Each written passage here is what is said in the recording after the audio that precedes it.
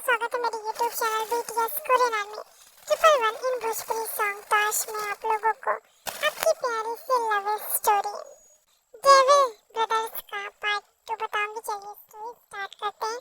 पिछले पार्ट में हमने सभी को जाना कि सभी का स्वभाव कैसा है। यहाँ हम देखते हैं कि देव जो कि एक माफिया होता है, वो किसी बिजनेस डील के घोटाले के चक्कर में अपने अड्डे पे गया होता है। एक आदमी जो कि उसे चीट कर रहा था और उसके भेजे हुए माल को जो कि खुद ले लेता है और उसे एक क्लीन चिट दे देता है, मतलब उसे पैसे नहीं मिलते और वो उसके माल को चोरी करके किसी और को सेल कर देता है। जो कि जिसके पास माल गया होता है उसे भी पकड़ता है और जो माल लेकर गया होता है उसे भी। दोनों ही बेसमेंट में होते हैं और वो मेंशन एक डरावना मेंशन होता है। उस मेंशन के अंदर किसी का भी जाना अलाउ नहीं है। तो जो कि उस मेंशन के अंदर होता है और वो बहुत ज्यादा ही गुस्से में उन दोनों को घूर रहा था। तभी जिसने माल खरीदा होता है उसने कहा था, बॉस बॉस मैं इसके बारे में बिल्कुल नहीं चाहता कि माल आपका है, वरना इसे मैं देखता तक नहीं, छूना तो दूर की बात है। प्लीज बॉस मुझे जाने दीजिए। किम स्माइल करता है और ये डेविल वाले वो कहता है, ऐसा कैसे हो सकता है, कोई मेरी चीज को हाथ लगाए मैं उसे छोड़ दूं। शूट।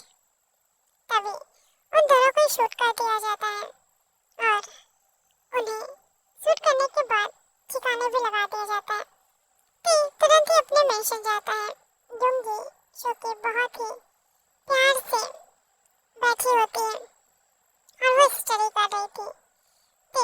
जो कि उसकी फुल बॉडी को स्कैन कर चुका था। दिखता है कि दिखता है युंगी पड़ रही है, वो भी पेट के बल और उसकी गोरी टांगे उसे दिख रही थी। अपना कंट्रोल लूज होते हुए फील करता है। तुरंत ही वो युंगी के कमरे में घुस जाता है और उससे कहता है कि क्या कर रही हो युंगी। युंगी बड़ी सी स्माइल के साथ कर रही कहती है कि मैं स्टडी कर रही हूँ, वो मेरी टेस्ट है ना इसलिए। तब कहता है चलो मैं तुम्हें स्टडी कराता हूँ और उसके पास पर्स आता है और उसे अपनी गोद में लेकर स्टडी कराने लगता है। युंगी के लिए तो कुछ भी नया नहीं होता क्योंकि बचपन से ही ऐसा करता है। उसके साथ उसको अपनी गोद में लेकर ही स्टडी कराता है। यहाँ हम देखते हैं कि जेके जो कि अपने डैड और मॉम के साथ रहता है, मतलब लीसा और यनहो के साथ, लेकिन उसका मेंशन किम मेंशन से दूर होता है तो उसे यहाँ पर आने के लिए कार लेनी पड़ती है। लेकिन वो रात में तो आ नहीं सकता है क्योंकि टे ने सख्त बैन लगाया है कि रात में कोई भी नहीं आएगा। रात के समय मेंशन का गेट खुलता ही नहीं है। टे के अलावा कोई और नहीं आ सकता रात में, चाहे वो फैमिली मेंबर कोई भी हो। टे ने ये इसलिए किया क्योंकि उसे अपनी फैमिली की टेंशन और चिंता है। रात के समय तो गार्ड्स भी एंटर नहीं कर सकते हैं, उन्हें पहले ही आना पड़ता है। जो बाहर के गार्ड्स होते हैं उनके लिए अलग ही बाहर ही कॉटेज बना है, उसी में रहते हैं, उन्हें अंदर आना अलाउ नहीं है। जो कि युंगी को पढ़ा रहा था, युंगी भी उसे फील कर रही थी।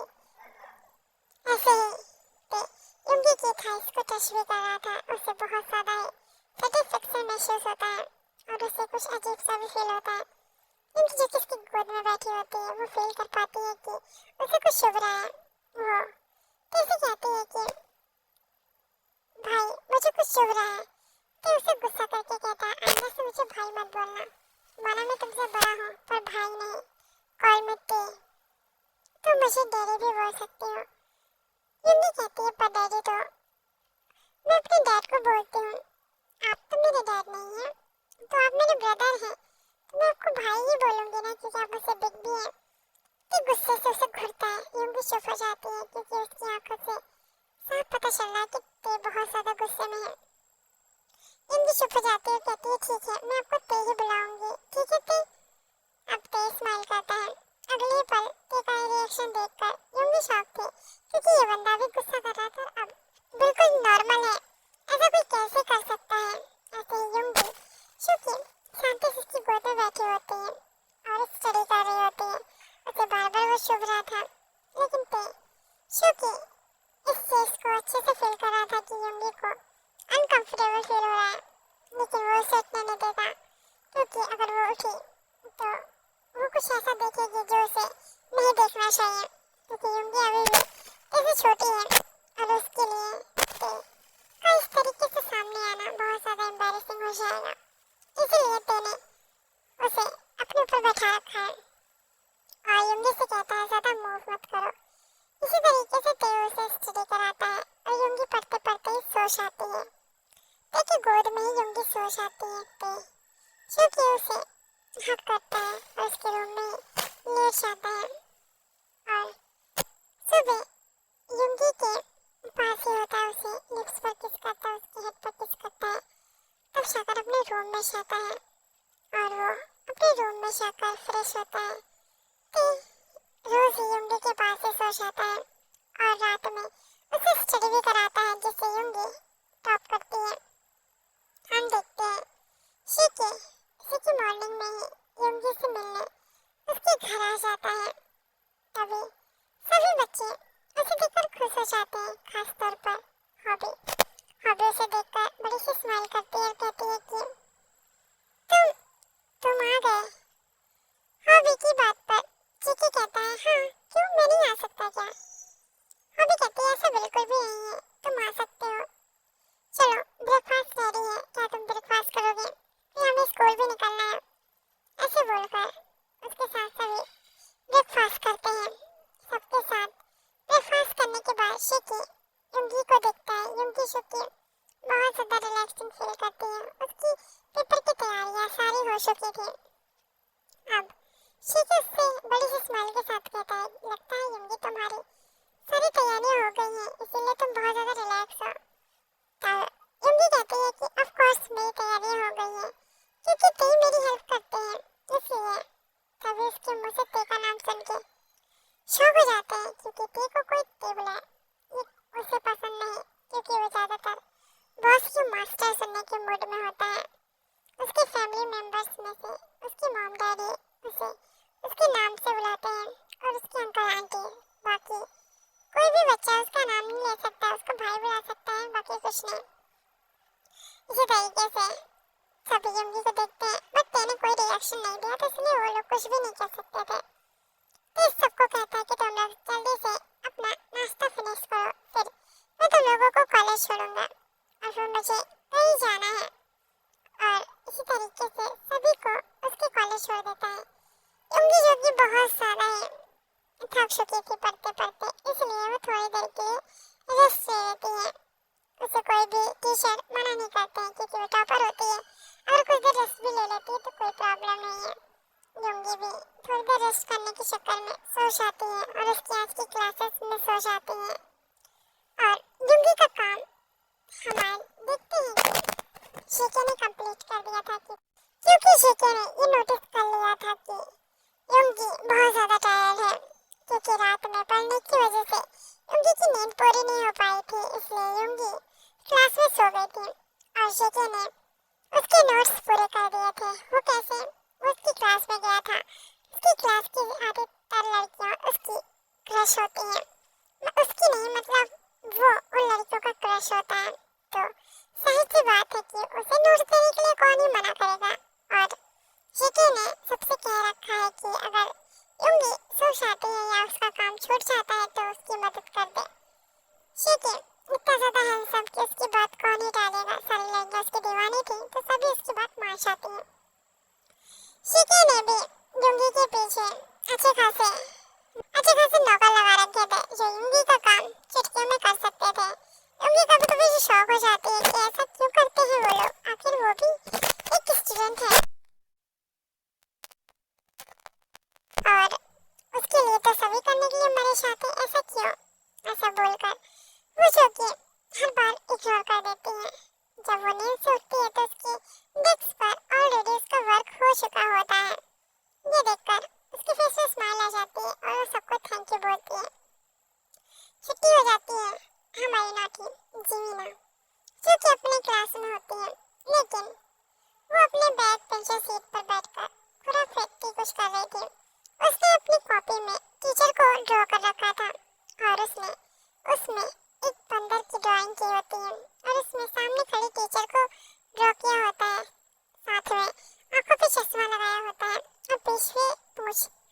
और उसे डांस करते हुए दिखाती है और वो भी बहुत फनी तरीके से उसने ड्रॉ किया था। जिमिन ये सब देखकर हंस रही होती है। टीचर उसकी डेस्क पर खड़ी होकर उसे घूर रही थी और साथ में उसकी ड्राइंग भी। लेकिन जिमिन इन सबसे अनजान ड्राइंग को और भी अच्छे तरीके से मेंटेन करके उसमें कलरिंग भी कर रही थी। अब सिचुएशन ये थी कि टीचर गुस्से से खड़ी है, जिमिन ड्रॉ कर रही है।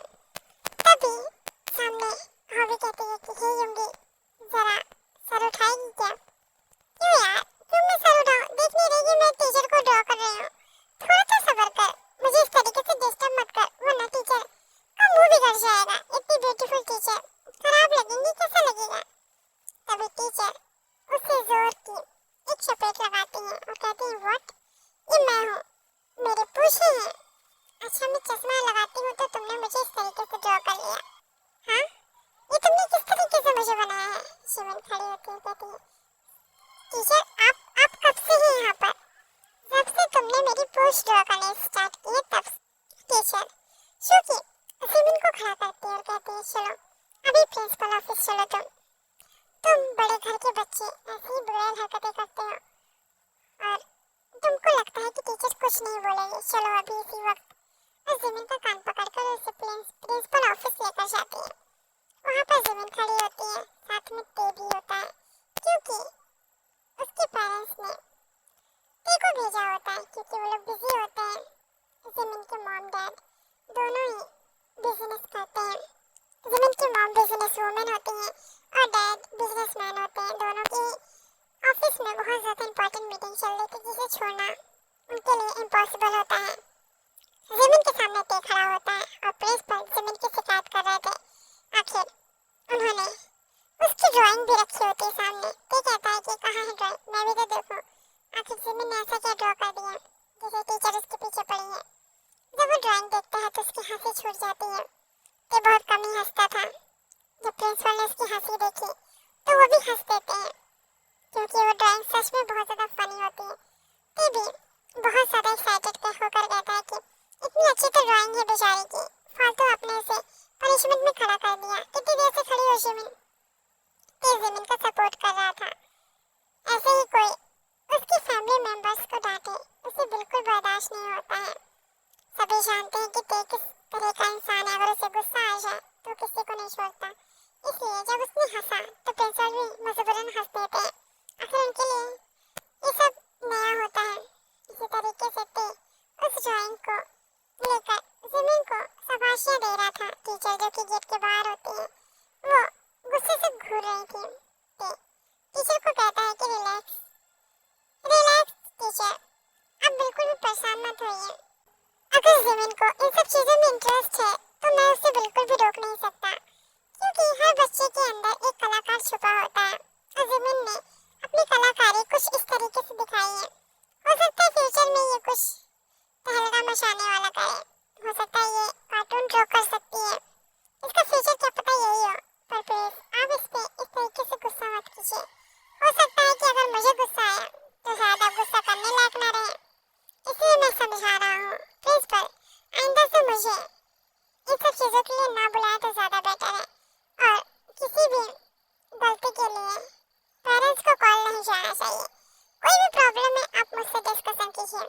प्रिंसिपल ते को कॉल इसलिए नहीं करता है क्योंकि वो सारे भाई बहनों को इसी तरीके से सपोर्ट करता है। युंगी और हॉबी क्योंकि वो सीधी सादी होती है तो उनसे ज़्यादा मिस्टेक्स तो होती नहीं है। ऑलरेडी टीचर उन्हें माफ़ कर देती है। हर बार जिमिन फंसती है। जेकी का और अभी कुछ ऐसा ही होता है कि उसे भी कोई परेशान नहीं करता टीचर, क्योंकि वो भी पढ़ने में अच्छा होता है और ऊपर से इतना हैंडसम होता है कि उसे कौन क्या ही बोलेगा। बस की हमारी जिमिन बेचारी, जिमिन बहुत ज़्यादा बदमाश होती है जिसे ते हमेशा हरदम सपोर्ट करता है। वो उसे अपने लिटिल सिस्टर मानता है तो जाहिर सी बात है कि उसे हॉबी की तरह ही प्यार करता है, इसलिए उसे हमेशा सपोर्ट मिलता है ते का। ते और जिमिन ऐसे ही दांत फाड़कर बाहर आते हैं और जिमिन ते से कहती है, भाई क्या सच में आपको मेरी ड्राइंग अच्छी लगी? ऑफ कोर्स माय प्रिंसेस, तुम्हारी ड्राइंग में कुछ भी खराबी नहीं है। मैंने देखा टीचर की शक्ल भी कुछ ऐसी ही थी, तो कोई दिक्कत वाली बात नहीं है। तुम आराम से इन सब चीज़ों में अपना दिमाग लगा सकती हो, लेकिन इस स्टडी में मुझे नंबर फुल चाहिए। समझ में आया? तुम्हारी नंबर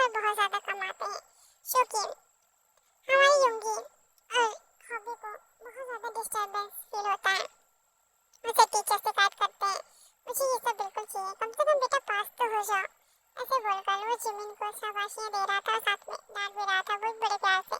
जिमिन को ते का ये नेचर बहुत पसंद आता है, वो उसे बड़े भाई की तरह ट्रीट करती है, वैसे ही ते भी उसे बड़े भाई की तरह ट्रीट करता है। इसी तरीके से दोनों अब सारे बच्चों को लेकर मिशन पहुंचते हैं। जिमिन के कांड के बारे में सबको पता चलता है, घर वाले भी उसकी ड्राइंग निकलवाते हैं, उसे देखकर खूब हंसते हैं। टीचर का तो मजाक बन चुका था कि मेंशन में। और इसी तरीके से ये पार्ट यहीं एंड होता है। नेक्स्ट पार्ट कुछ और भी अलग सा बनाऊंगी, तो आप लोग उसके लिए कमेंट कीजिए। Sarangi army love you so much. और स्टोरी कैसी लग रही है उसके लिए कमेंट करते रहिए। जिमिन थोड़ी सी नॉटी है पर शायद बहुत ज़्यादा है, और ते उसका सपोर्टर है। आपको ये पार्ट कैसा लगा आप लोग कमेंट कीजिए। बाय आर्मीज।